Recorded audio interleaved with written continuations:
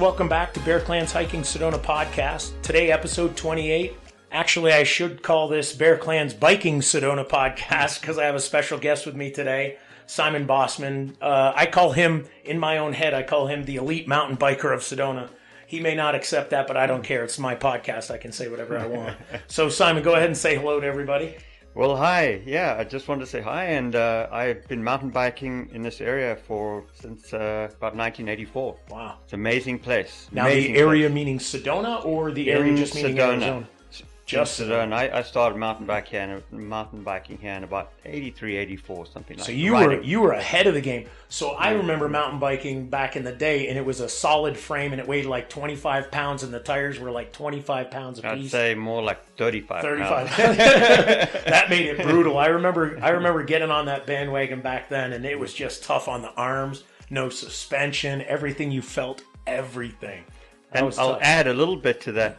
I enjoyed it as much then on those heavy, rough bikes that didn't have any suspension. The tires were crap. It's like every brakes were bad. It's like everything was bad. I loved it just as much then as I do now. Nice. So it's just different. It was absolutely different to know that we could actually take a bicycle as far as we knew, and go out in the woods. I was blown away at that.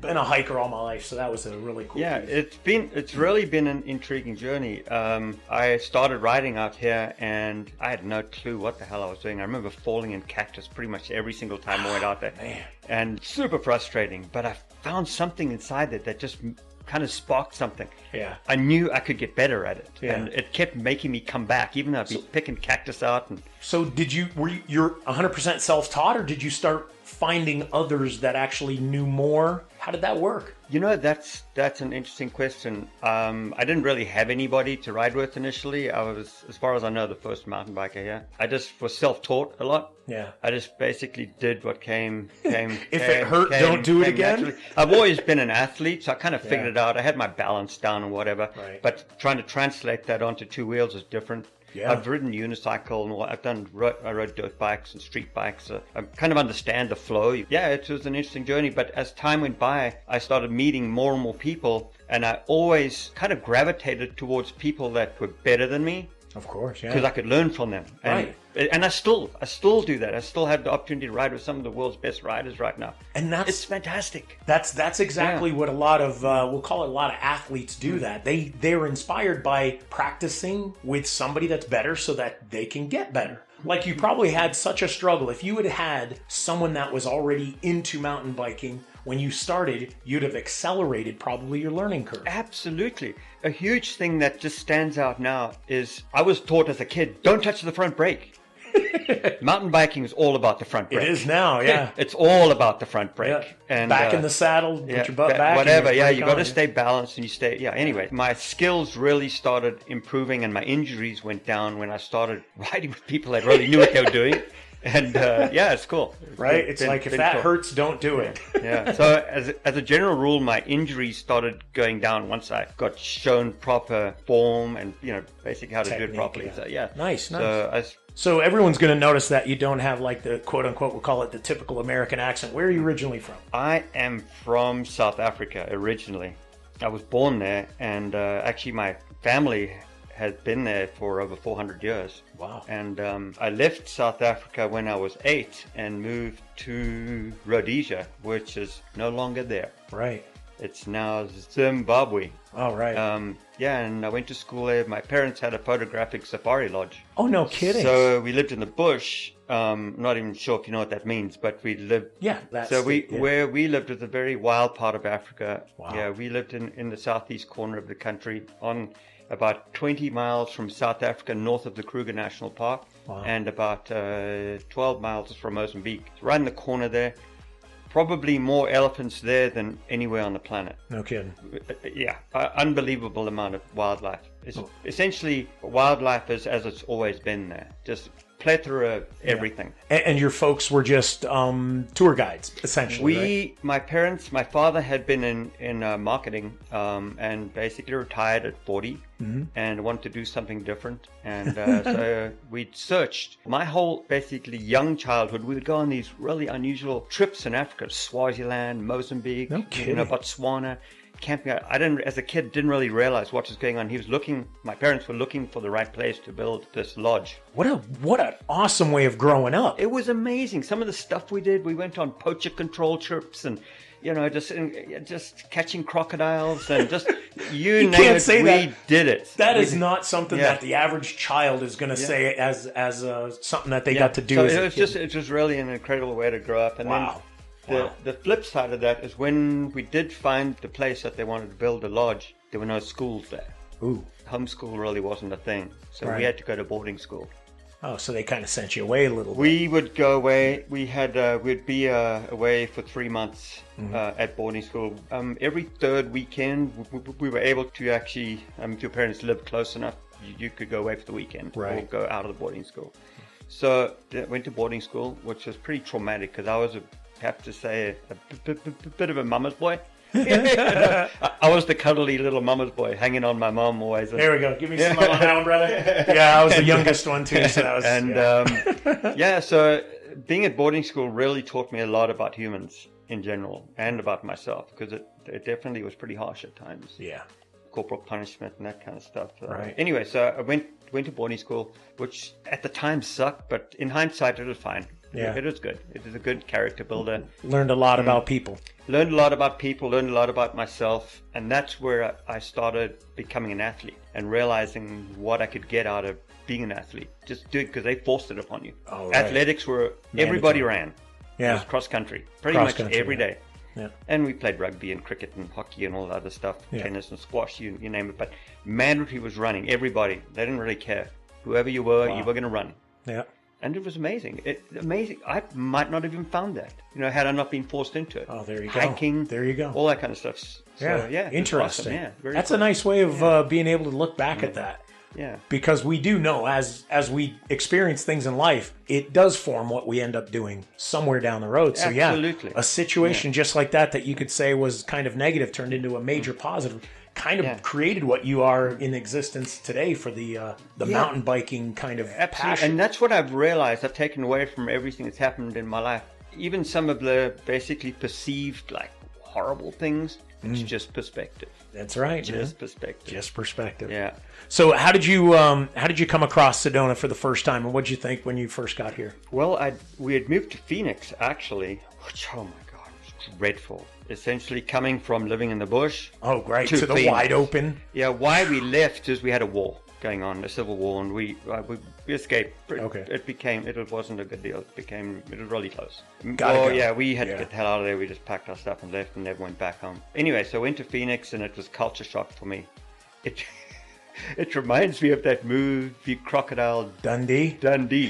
That's how I felt. Really? I was so completely out of place. Everything about me, the way I dressed, everything was just. I thought I was looking pretty dapper, Anyway, so it was always conversation. Nice. And anyway, so we had a friend come over from Africa, and I'd heard about this place. This place, Sedona. This place, Red Rocks. I thought, let's go up, we check it out. And I remember coming in on Highway 179, and the first time I saw the Red Rocks, we hadn't even reached the village. The first place you can see is like courthouse. Yep. I remember pulling off on the side of the highway up on one of those mounded areas, and just, oh my God, what am I looking at? Yeah, because you aren't going to focus on the road when you see it the first time. And I had Red Rock fever at that point. And, just like everybody else. That was in 1982, I think. And I figured a way how to get here. Started a landscaping business with actually my brother. My brother had started it in 1984. Yeah. And I joined him permanently in 86. And nice. I found my way here. Nice. Nice. It was awesome. So let's talk a little bit about what inspired you to bike here. Because you weren't doing that in Africa, right? In South Africa, I was riding. I've ridden basically my whole life. It just wasn't called mountain biking. Oh, okay. And where you lived, it was basically the bush, so it was like Of course, unfortunately, in the period we lived in the bush for 7 years, from when I was 8 on there for 6 or 7 years in the bush. My parents very wisely wouldn't get us bicycles there because of all the cats we had. Lions, leopards, etc. Yeah, cats. And a cat's a cat. A cat's a cat. And if anything goes by it fast, instinctively they want to chase it. If you've ever had a house cat and you have one of the little string fishing rod things, that's the deal. So we walked everywhere. Yeah. Which is great. It's just great. That's a cultural difference right there. When you talk about, you're talking about it very casually. Like, we had cats out there. It's like, we don't see it the same way, right? In this country, cats are these little domesticated little things.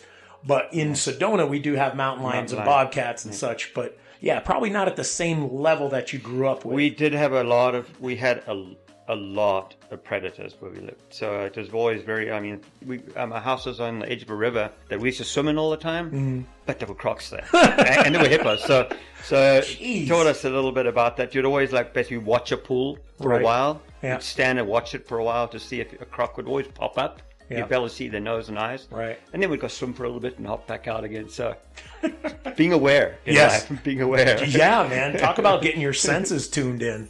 That's pretty impressive. So you've always biked, so coming into Sedona was kind of a natural. Yeah. It just seemed to make sense. Actually, I started riding when I was in Phoenix initially. Yeah. Yeah. And then when I came here and started riding, I was super frustrated with it. But man, it was so much fun. Yeah. It was frustrating but fun. It kept making me come back. Frustrating because it kicked your butt all the time? So difficult. Yeah. All the rocks and ledges and cactus and, yucca. And I got impaled and poked and spiked and scratched. And I remember people asked me if I ever crashed. I was like, ever crash? 5 times a ride I crash. You got to learn it, man. You're creating kind of a concept. So somebody's going to be the lucky person to start. Yeah. Everybody else gets to learn. Right place at the right time. I never felt I started anything. I just happened to be here. Yeah, you just happen to be in the right place at the right time. Yeah. Another Sedona trait. Yeah. So did you hike Sedona while you're doing it too? I always hiked. I love hiking tremendously. It's something I can do with my family. Yeah. And friends who are not necessarily mountain bikers. Right. I do tend to gravitate more towards the extreme kind of hikes, more like scrambling. Yeah, yeah. But I enjoy being outdoors tremendously. So people would ask me all the time, what's my favorite hike? And I know I can't answer that. I can't answer it. It's very difficult. Depends on the day. I really like all of it, depending who I'm with. Yeah. Is it more like a feeling? Like you get up there, you get your bike, or you're ready to hike, and you kind of go, I feel like this today. Yeah, oftentimes when I leave the house, I don't know where I'm going. Yeah, I like that. I'll just go and do that. And whatever inspired I get to an intersection or wherever, drainage, I'm going to go up this one. Yeah. So I really like all of them. There is one that's probably my favorite. I've probably done it more than any other trail, and that is Thunder Mountain. Oh, nice. Yeah. Nice. I would go up there for several years. Basically, when I was racing, mountain bike racing, I would use that as my training. And I would do it at least once or twice a week, as fast as I could. Right. Up and down. Up and down. Yeah. Once you get the path, it becomes figure the line consistent. out. Yeah. Well, that's just like mountain biking, Just man. like mountain biking. It's exactly the same. You know the line. You do it a couple of times. You get the feel. It's you just know the like pace. life. Yeah. Exactly. Nice. I like that. So if you were to... And I know you do this all the time. So in case you guys don't know this, Simon is like a mentor for probably thousands. I would guess maybe thousands of people. It might not have been directly, but I think the lineage and what you've been showing people over the years has become what they show others. Sure. Right? So he is what I would call the elite Sedona mountain biker. If there was like one or two main key pieces that you tell mountain bikers when they're coming to Sedona, what would that be? If you could dumb it down to just two, I mean, I'm sure there's probably like a list of 100. But is there like maybe 3 main things that you would say, do this, and don't do that?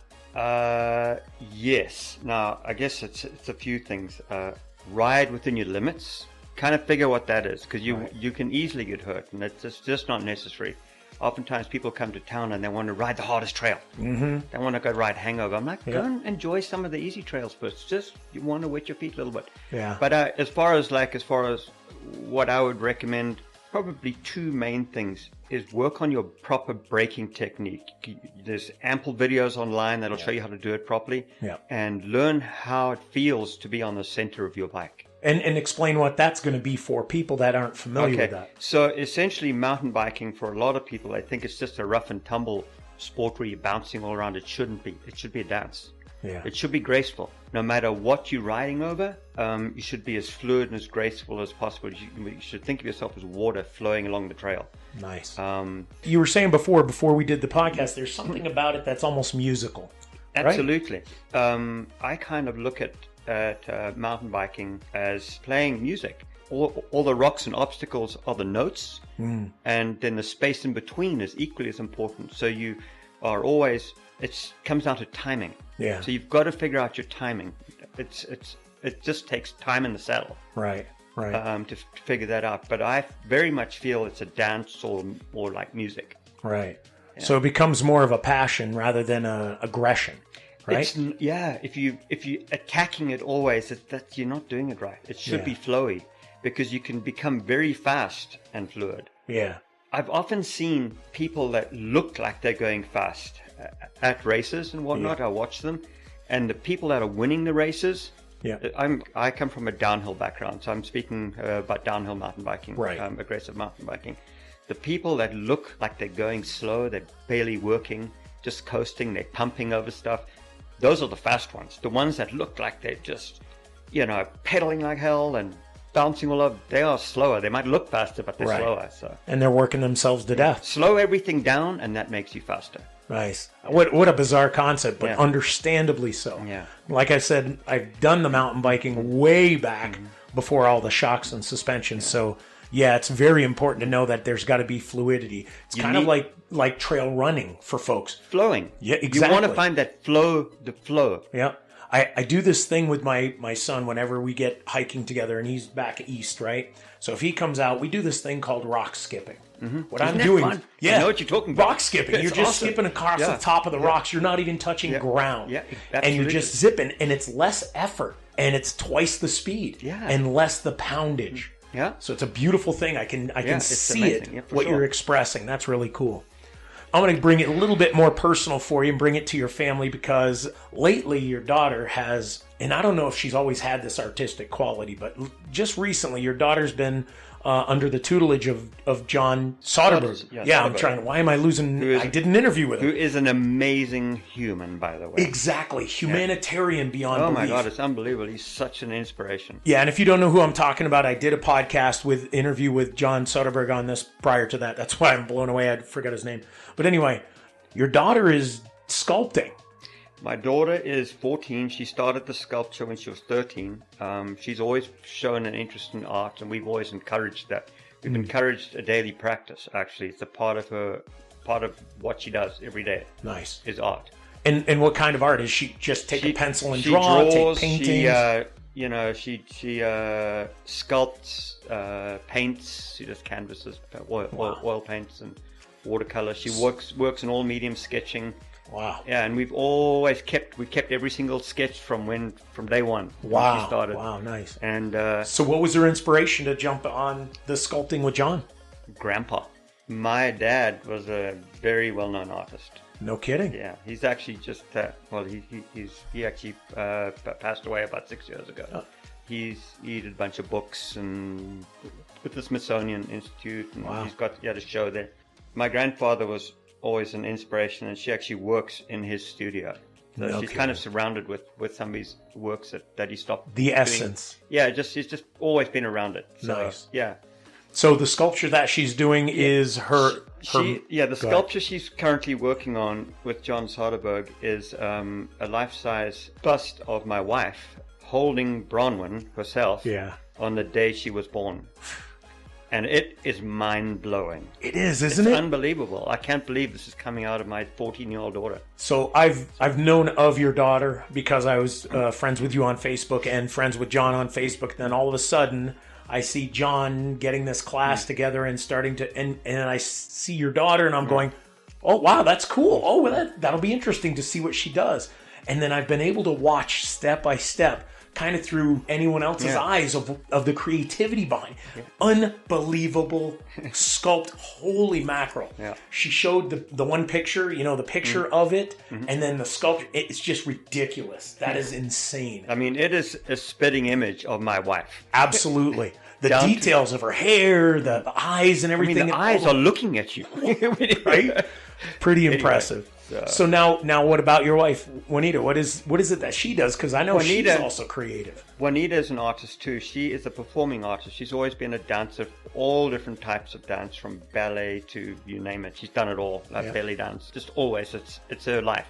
Yeah, is dance. When Bronwyn was born, She always said she wanted to be a cool mom because her dad was cool. Yeah. So she started spinning fire, and she's become an exceptional fire spinner. Yes, she has. poi. I mean, it's not always on fire, but she spins poi. Yeah. Which is an incredible thing to understand and watch. It's beautiful. Right. It's actually the fire ones are. It's a chain with a thing on the end that you light. It's basically can't remember what it's called, but you soak it in fluid, in fuel, and you spin that. So the chains are about 3 or 4 feet long, and they do these intricate weaves. It's essentially, it looks like a martial art. It's very martial fluid, arts form types up at spinning fire or just a regular poi, practice poi. Yeah, and she's put a lot of that on her Facebook page, and it is impressive to watch. It's right and your left side of the brain working at the same time, because often the one hand's doing opposite to the other hand. Right. And in all these weaves and whatnot, it's astounding. Yeah. Oh, she also does aerial silk, which is amazing too. Yeah, that's when they have those silk cloths that are hanging, and the men or women just kind of coil themselves up and they do all these gorgeous dances. It looks easy. It's not easy. No, I mean, if you've ever tried climbing a rope with just your hands. Yep. Yeah, and now when you're up on the thing, try and dance and do upside down stuff. To music and spinning. To music and make it look easy. Yeah. It's not easy. Absolutely. So tell everybody a little bit about how you met your wife. Well, she had just moved to the area, and I was having breakfast in a restaurant, and she waited on my table. It's the first waitressing job she'd ever had. Yeah. She said she was a terrible waitress. I thought she was the best ever.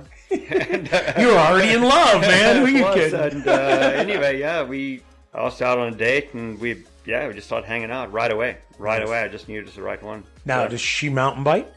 She can mountain bike. Her schedule is so wrapped up in what she does, her arts, with the dance and teaching and whatnot. Her schedule is super packed with what she does. Yeah.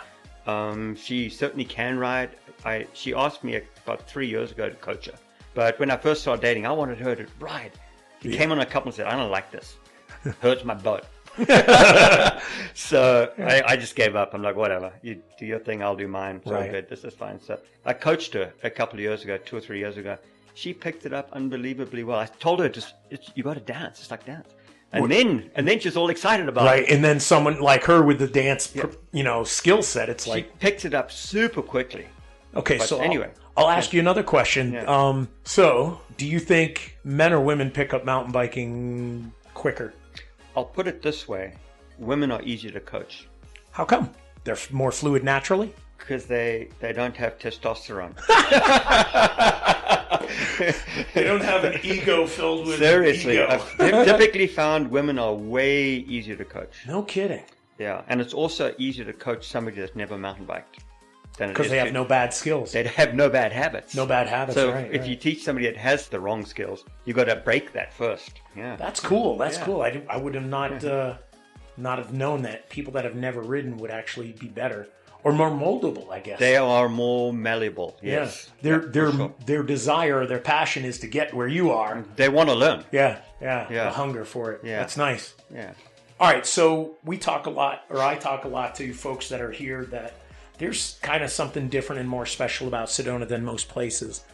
Because you've been traveled as much as you have in a different country. The spirituality or the spirit level or the metaphysics or the whatever you want to call it, the God aspect of what we've got here. What is that like for you? How is that kind of melded into your existence here?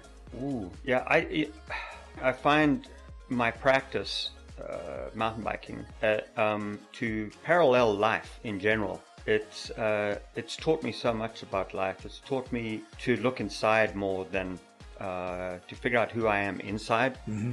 And that made me a better person, a better mountain biker.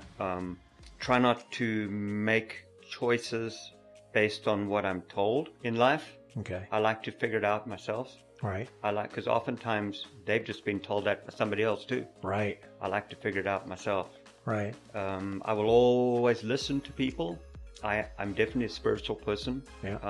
And I think being here in this area has encouraged that, because there are a lot of spiritual people here that have come here for that experience. And you got it. Yeah, it's a pretty cool deal.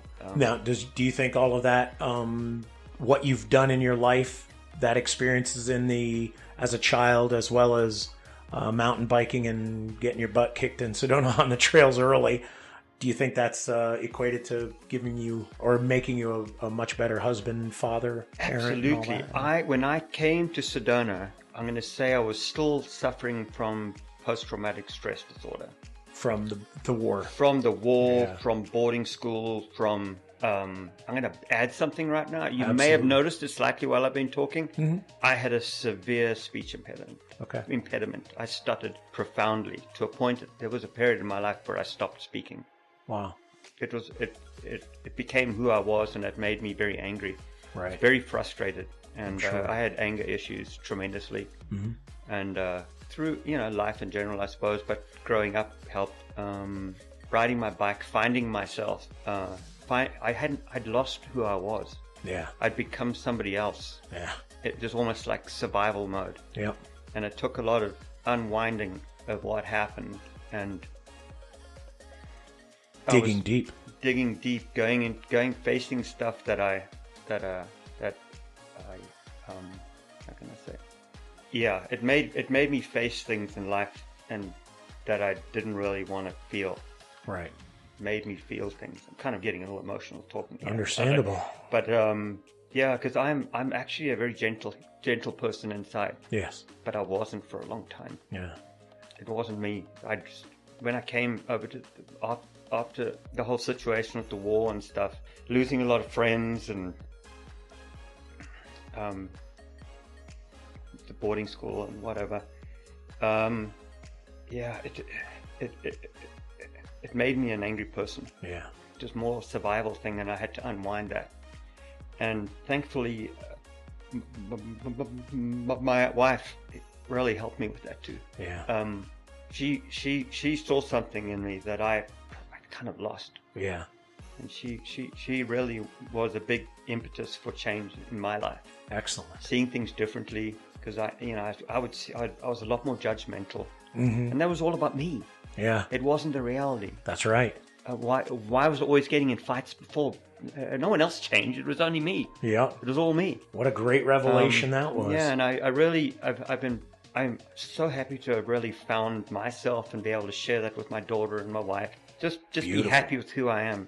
That's right. That's the most important thing. It shouldn't be a struggle. Like life should be, you should just flow. Yeah. Don't worry about stuff. Yeah. If you're doing the right thing, it'll all take care of itself. That's why you're that good at mountain biking, because you flow. Don't fight it. Yeah. Don't fight it. Yeah. It's tough lessons to learn, man. A lot of us believe that everything that causes us problems and harm is external. It's not. It is all about the inside us, Yeah. our struggles, our refusal to cope and deal with things. Acceptance. That's right. That's Yeah. right. Yeah. Excellent. It's been interesting. Yeah. It's been an interesting journey. I wouldn't change anything. Yeah. Because everything that I've experienced has made me who I am. Made me a better person, for Yeah. sure. Absolutely. That's beautiful. Excellent. Well, that was nice. I'm glad we got to go a little deep on it. Hey, thank you for your therapy time, brother. I appreciate that. So I'm going to just have one more question for you. If there's one thing that most people don't know about you after hearing this podcast, they're going to be learning a lot about you anyway. But outside of what we talked about, is there one thing that most people don't know about you that you could share with everybody? You know, I was actually going to say my stutter, because most people don't even know that I stutter. They see me hesitate here and there. Right. And I guess I just want people to know that, my thing was my stutter, but everybody has a stutter. Not necessarily in speech, Right. but something in their life that they feel is holding them back. Right. And that was my thing. I guess that's not really the answer you were looking for, but No, it doesn't matter. Yeah, It's you the know, answer. as soon as I became accepting of the fact that I had a stutter, and to back up a little bit, Sure. my wife said the main reason why she said yes on our first date Yeah. is because of the most terrible thing happened when I asked her out. I stuttered, which was the main thing I didn't want to happen. And I couldn't get, it was the worst stuttering episode I think I've ever had with her. Wow. And she said she could tell that I was being authentic. Yeah. She said guys would hit on her all the time and Yeah. working in the restaurant. Yeah. And she never went out with anybody. She saw the soul in you. She saw didn't. something I hadn't Yeah. seen. Yeah. So anyway, so that I would have to say the Stutter. Excellent. Yeah. Well, that's wonderful. I mean, that's a beautiful way of seeing the transformation Yeah. and experiencing it. I really like inspiring people. I like being more open about who I am Yeah. and my struggles, because I know that because I actually write quite a bit, and I've had a lot of some of my most enjoyed writings that I've done over the years have been when I've been talking about my experiences, like real struggles. The and deep, stuff. the And deep. people, You go like, deep, It emotionally touches people, and they realize that that they aren't in this alone. and you're not just some muscle-headed mountain biker that crushes stuff. Because I'm not. You're I'm not. I just like doing. I like pushing myself. Yeah. I like scaring myself a little bit. I don't like getting hurt, but I like scaring myself. Yeah. But I like doing it in control. Right. Everybody asks me some of the stuff that I do. I do a lot of edge work out here. I A put lot of what? Edge work. Oh, okay. Being on Oh, that yeah, edge. yeah. And they ask me, or they'll say, one of these days you're going to die. It's like, you know what? I'm insanely cautious when I'm doing what I'm doing. I wouldn't do it if I didn't believe I could. And I know my limits. Yeah. I know what I do. So I know where I can go and where I can't go. And when I find that limit, the answer in my head is, I live to hike another day. Yeah. So I I agree can with you. find that moment and go, good, don't need it right now. That's maybe for another day or never. And I'm okay with that. And realize too in life that just because you could do it yesterday, on the day you don't see it, then Yep. don't do it. Exactly. It'll come back the next day. You'll be able to see it perhaps. Or you can just let it go. Or let it go. And you did it once, let it go. It's a beautiful thing. It doesn't have to be a hang up or causing strife or struggle or anything. Yeah, a lot of people over my life have said, "What's wrong with you? It looks like you're trying to kill yourself all the time." That's so not what it is. I'm trying to enjoy my life to the fullest. Yeah. Seriously. And if they can take it like you said, if they can look at what you do more of in a musical way, they might be able to see the beauty behind what it is you're actually doing. Yeah. And not the scare or the, he's going to die one day. It's like, well, guess what? We're all going to die one day. We're all going to die. I'd rather die doing what I love than get hit by a car or be plugged into a hospital bed somewhere. Or die sitting on a couch because that's safer. Yeah, exactly, right? There's different people with Yeah. different passions, and I can see that you are graceful and you are, like you're saying, you're fluid, like water on the rocks. That's a fantastic concept right there. You might have to actually trademark that. Water on the rocks. Simon Bosman, water on the rocks. That's actually really cool, dude. I'll let you have that. I won't even podcast that part. That's funny. Just take that. That's really nice. Water on the rocks. Yep. So anyway, folks, thank you very much for listening. And Simon, I am so jacked up that you are here. I am so honored that you've been able to share some time with me. And for the people that are going to hear this, I wish so much beauty in your life to continue, and that you continue showing people the safest possible way to enjoy the most out of Sedona's riding. Absolutely. I want to add one more thing. 'Cause, Sure. when I was about 34, I was having a bad day on the bike and my back was hurting and whatnot. And I was riding with a group of friends, and I said, I guess I'm just getting old. And she said, "Simon, if you feel you're old, you're old.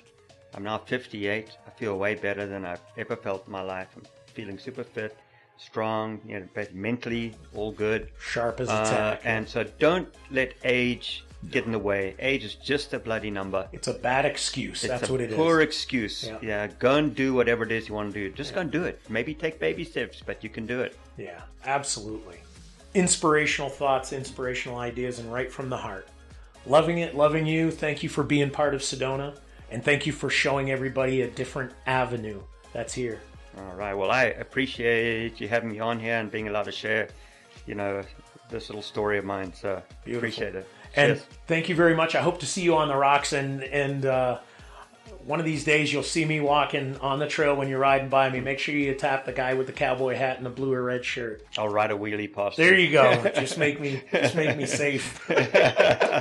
All right. Thank you so very much. And folks, thank you very much for listening in, and hope you listen into for future podcasts. And I really hope to get to see you on the rocks. God bless you all, and talk to you later.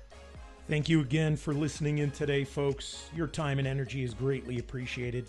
Please feel free to download these episodes, favorite them, share them, and even visit my YouTube channel, Yava-Coco Productions, for all the podcast playlists and for some insanely cool videos of my hiking adventures that I do in Sedona. That all helps me to continue to bring you more exciting podcasts and videos, both for healing, spirituality, as well as just kind of amazing videos of Sedona, Arizona. For those of you wanting to dig in a little deeper, maybe you're struggling with some inner issues, or you're in a recovery path from an addiction, or just looking for inspirational discussions about healing, check out all of my podcasts on your favorite podcast players. Titles like Path to Recovery Podcast, Cognitive Awareness with a Touch of God Podcast, Bear Clan's Hiking Sedona Podcast, and yes, I even have one called Star Wars, The Bear Awakens Podcast.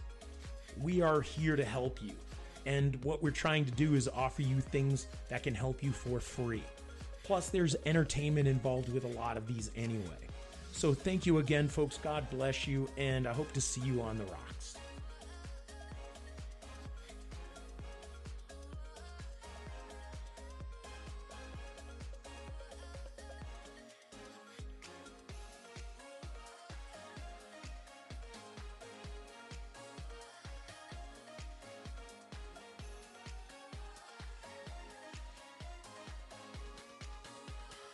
Videos of my hiking adventures that I do in Sedona.